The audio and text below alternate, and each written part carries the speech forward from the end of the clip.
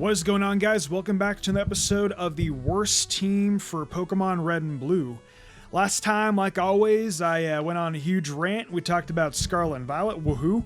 And today we're going to be taking on Blue, getting the Mega Punch TM in Mount Moon, taking on Lieutenant Surge, and hopefully getting over to Rock Tunnel. I mean, I have a big, giant agenda for today, but hopefully we can get it done, and I have a feeling that we can. I know for a fact I'll at least be able to beat Surge by the end of this.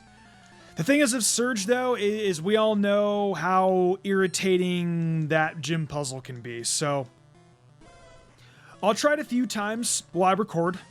However, if I don't get it within a few times, I'll just cut until we actually get to it. So. But yeah, man, I really don't know what to particularly talk about today. Usually when I record these, they just come up in my head as I go, and I kind of just wing it. Actually, yep, there you go. I actually did just figure out what I want to talk about. Gym leaders. Yeah. Gym leaders. My favorite gym leader is probably still Jasmine from Generation 2. And that's the thing about Generation 2 that they actually did well on, was the Pokemon designs. Pokemon designs in Gen 2 were, in my opinion, peak. I know this is going to sound like incredibly freaking biased, but I really do think that Gen 2, and I mean, like, you know, this is definitely my inner Johto showing, is that I really do think that Gen 2 has the best set of Pokemon in the entire series. Now, I know y'all are going to come down in my comments and tell me, hot take, you're full of crap. Yeah, probably I am, but you know what? It's a visual opinion. It's 100% subjective. It's not like I'm stating like an objective fact. I mean, we have good Pokemon from Gen 2. I mean, like, look, we have Espeon's a great example. We have, obviously, the two mascots. We have Misdreavus. Actually, yeah, Misdreavus is technically our mascot now. Well, Miss Magius is, but the roots of Gen 2 are still there. Yeah, Miss Magius and Umbreon are our two new mascots, and Misdreavus is from Gen 2 and Umbreon's from Gen 2. Go figure. There's also Yanma. Oh man, so many good ones. Unown isn't even all that bad. Unown just raises just like a bunch of questions, like, you know what I mean? Like, what's going on here with the Unown? The Unown are actually one of the biggest mysteries in all of Pokemon. I remember there was supposed to be an event that was supposed to be released in Heart Gold and Soul Silver involving Arceus, but they never went through with it. I actually read a video, like an article about why, but I don't remember off the top of my head, unfortunately. If one of you guys in the comment section can enlighten me, by all means, do. Yeah, we got Red, because I'm playing the opposite version of Blue. What, I forgot what team he has here. I believe he started off with, did we start off with Squirtle and he chose Bulbasaur, or did I start off with Bulbasaur and he chose Charmander? I think he has Charmander. Anyway, though, I am going to kind of focus on this battle with Blue real quick. And then we can talk about Arceus and the mysteries of the Pokemon universe. I'm going to attempt to stay in here with Peck, and we'll see what happens. You are pretty frail. Yeah, that didn't do anything. Go out the Diva. Yeah, I'll go out the Diva. Diva will have Mega Punch literally right when we're done grabbing the Cut HM from the Cutter guy on the ship, or the Captain. Is his name actually Cutter, or is it actually like SSA and Captain? I kind of forgot what this dude's name was. Pidgeotto's sprite is so big in Gen 1. Gen 1 sprites are like adorable, but I'm just like, what happened to Pidgeotto? It's like, he's just like so rounded. Raticate. Oh, you're about to get sent off. According to Pokemon theorists, actually, I think this has definitely been debunked by now, but I'm sure y'all know about the theory about Raticate going to the Lavender Town Tower after it faints. Speaking of Raticate, my Raticate's actually about to utterly decimate his. Also, how did he cheat? Sometimes I don't get how these NPCs can have Pokemon at level 16. Actually, like, it is possible because in Gold and Silver, like, you actually can capture Raticate on the route next to Olivine at, like, level 16, so... But still, like, regardless, like, how do... It's like, Pokemon that aren't... like, at their evolutionary level can exist, so, like, a level 16 Raticate can exist, and I'm like, alright then, wow. My question is do you have Confusion or do you only have Teleport still? I know one Confusion will be able to knock out Ducks. Or are you going to go for... Oh, never mind, Leer, okay. You're very, very... Okay, you do have Confusion. Will that kill me? I think that will. Okay, barely. You know, I have one more.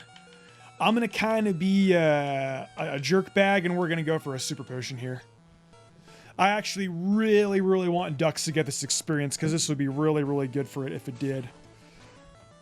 How much damage do you do? Yeah, I'm only going to be able to survive one. Okay, that's fine. I'm going to have to swap out to, you know what? I actually swap out the Sleeper. And I can actually just go for the Pound Attack. Oh, my CBD oil fell, rip.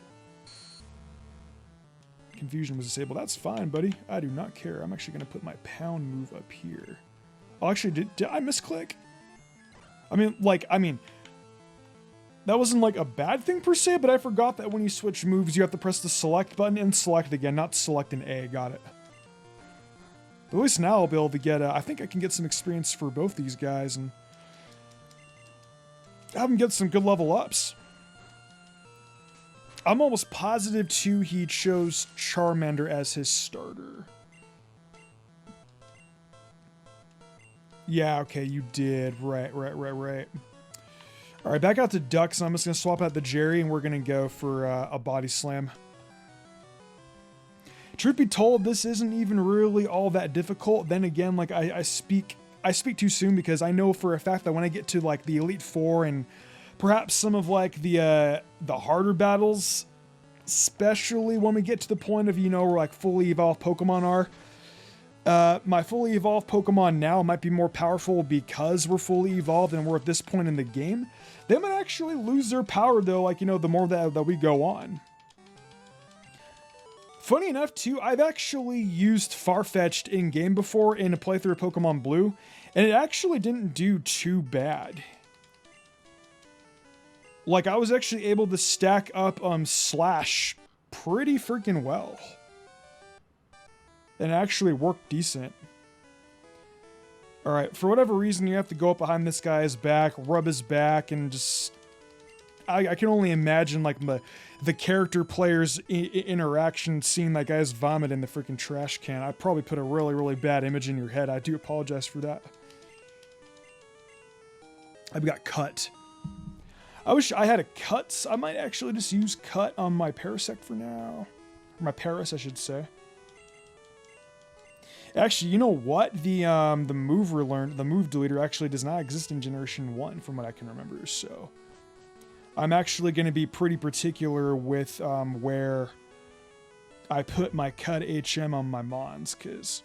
once that move's there, yeah, I can't get that back. At least in Generation 2, one of the things I'll praise about Gen 2 is at least we get the move deleter in Blackthorn City. But anyway, earlier I was talking about like the Unown and like Generation 2 Pokemon designs and stuff like that. Goodbye, SSN. You know what, guys? I totally forgot about the Mew underneath the truck. I always seem to forget it. Oh, I forgot. It doesn't exist. Haha. Funny joke, Mystic. Yeah, when it comes to Gen 2's designs, though, Sunflora, Jumpluff, there are a lot of really good ones. And before I go on that tangent, I forgot I had to finish my other tangent with the Unown and the whole Arceus thing. Yeah, they're a video I did a long time ago. Actually, you know, I talked about that the other day. Gosh darn it. Arceus, though, yeah.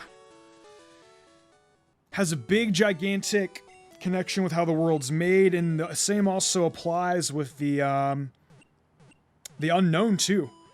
The Unown, I think, basically come from Arceus, and maybe they actually design how the Pokemon world's actually created. I mean, think about it like this, right? In Pokemon 3, they kind of make...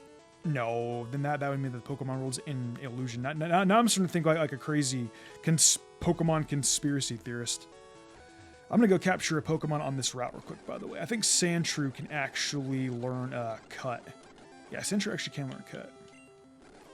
Sandshrew going to be our Cut slave for now. Let's teach you Cut, buddy boy. I need to also get the Mega Punch TM real quick. You know what? Well, yeah. You know what? Actually, yeah. I'll go grab the Mega Punch TM now. I'll see you guys in a few seconds. Okay, so if you actually come to Mountain Moon, you go through this little passage. You go through here. You will see Mega Punch right up there in that little area. I'm surprised I actually didn't pick that up in my first run through. And while I'm here real fast, I will go ahead and teach that over to... Actually, not HMO1, TMO1, silly. I will go ahead and teach that to Wigglytuff. Much better, good. Okay, and with that, I will see you guys back in Vermilion. Okay, I am back. With that said, we are now inside of the gym, and I'm going to test to see if I can actually get this gym puzzle faster than I think I can. Hopefully I can. I need to train on some of these trainers because our Mons... Oh, there we go. There's one. And now... I'm gonna guess here? Okay, never mind. That's a bummer.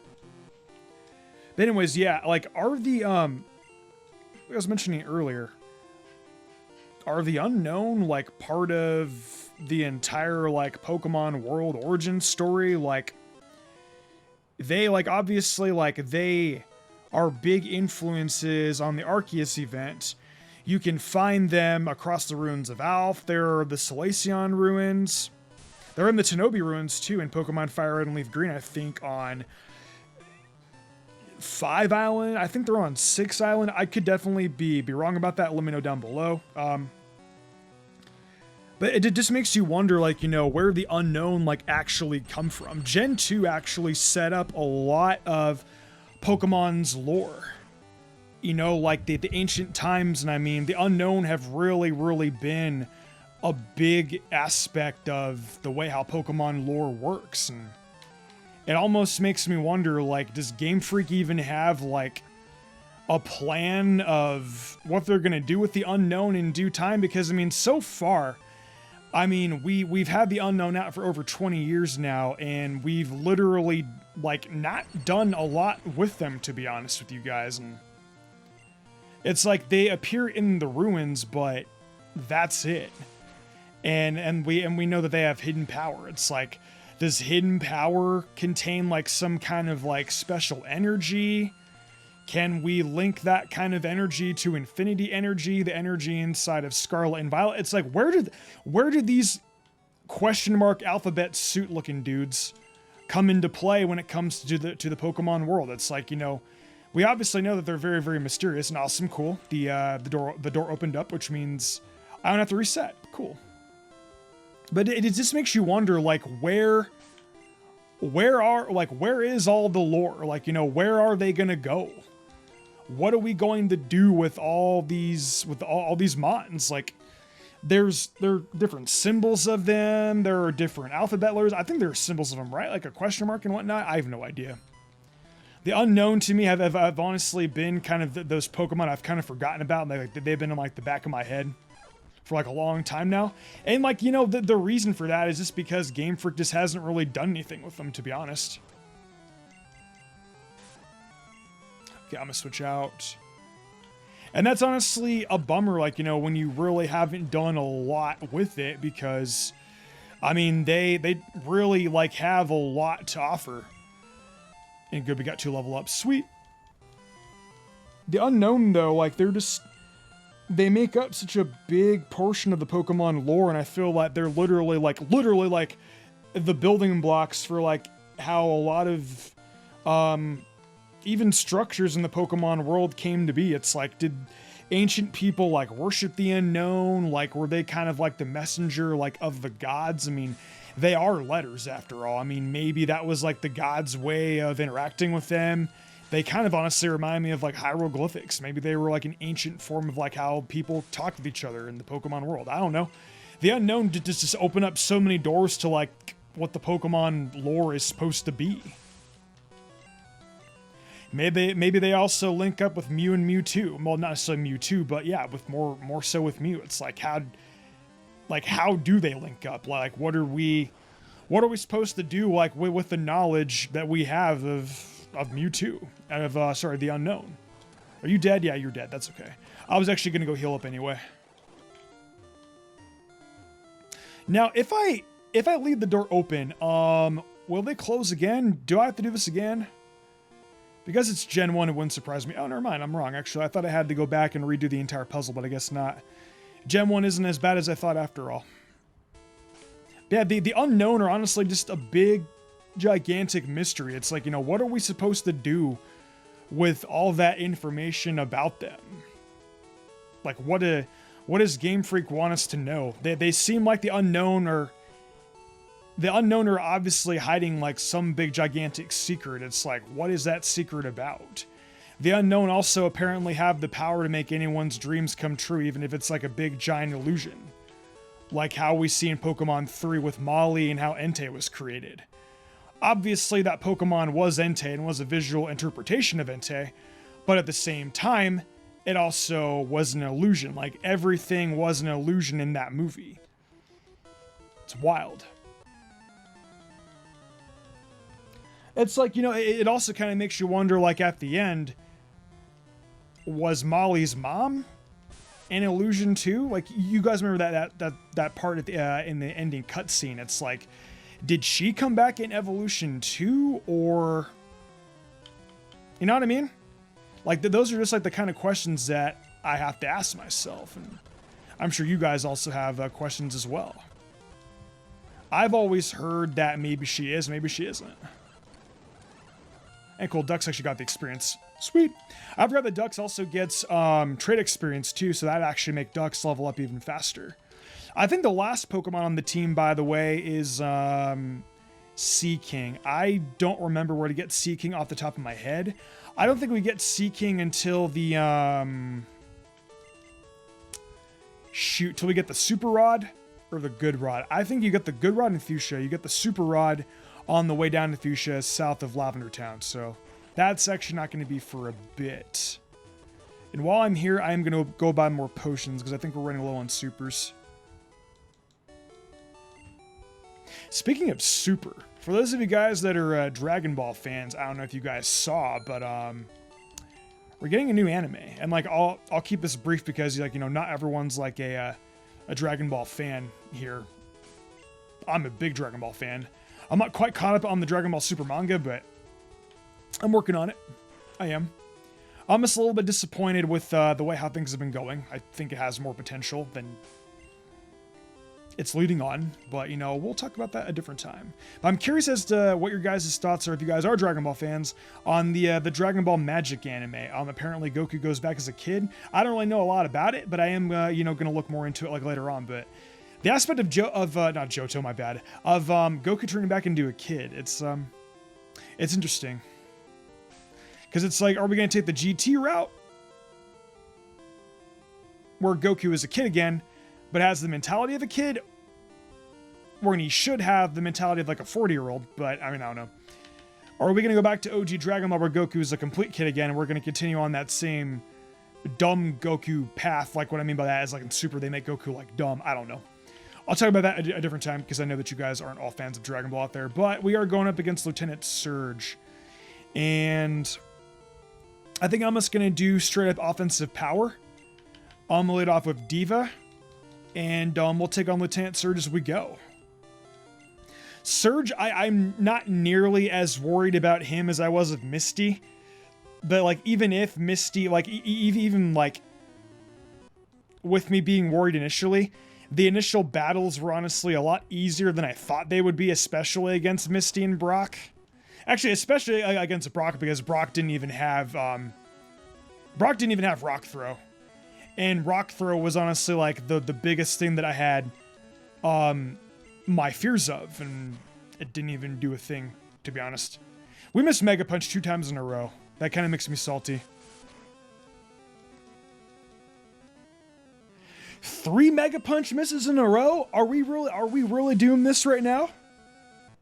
3 Mega Punch misses in a row. Okay, finally. That's probably not going to one-hit KO, but I can try.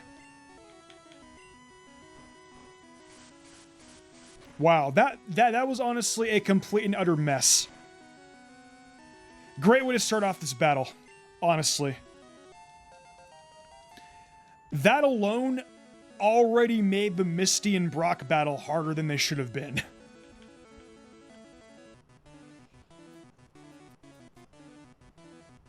I'm gonna go to Fungi.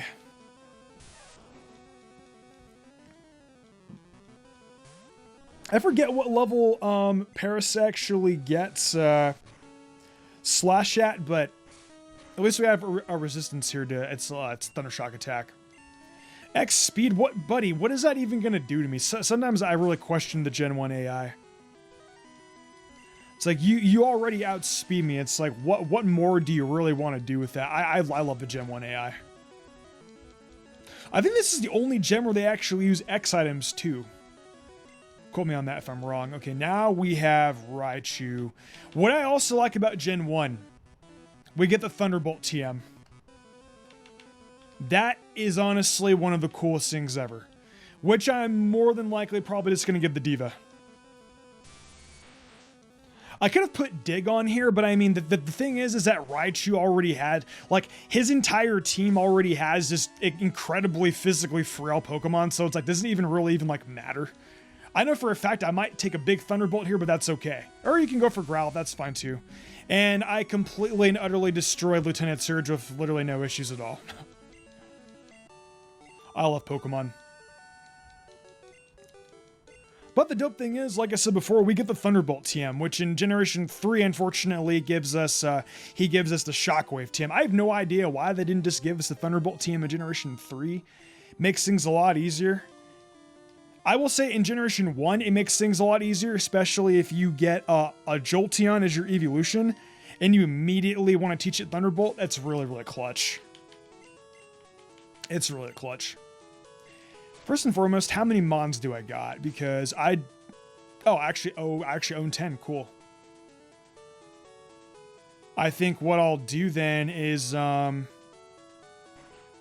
head over to Route 2 or 3. I forgot. I think it's actually Route 2. Go pick up Flash from Professor Oak's aid. And yes, I still struggle in Rock Tunnel, even playing Pokemon after a while. Laugh it up. Haha.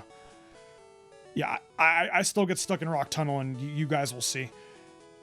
And then, yeah, next episode, we can make our way down to Rock Tunnel. I think that's going to end things up here, though, you guys. We took on Surge. We wrapped up the SSN. We got Mega Punch. I actually thought this episode was going to go on a little bit longer, but it didn't. But anyways, though, thank you guys so much for coming out. And with that said, I'll see you guys real soon. Take it easy.